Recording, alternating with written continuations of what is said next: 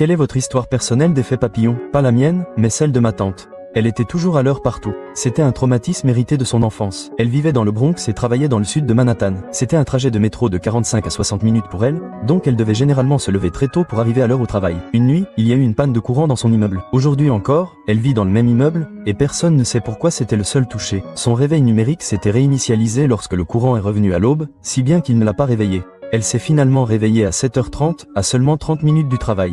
Paniquée, elle s'est préparée et a couru vers le métro. Le métro près de chez elle avait des problèmes de maintenance et elle est restée coincée pendant 20 minutes à 3 stations. Pour la première fois de sa vie, elle a dû se déclarer malade au travail, promettant de faire des heures supplémentaires le lendemain. Elle est ensuite retournée à pied à son appartement et s'est endormie. Elle s'est réveillée environ 4 heures plus tard, une de mes tantes frappait à sa porte. Elle a ouvert et ma tante était hystérique, car elle ne répondait pas au téléphone. C'est ainsi qu'un étrange incident électrique a déclenché le réveil de ma tante, la mettant en retard, lui faisant rater son train et l'empêchant de se trouver dans l'immeuble voisin du World Trade Center le 11 septembre.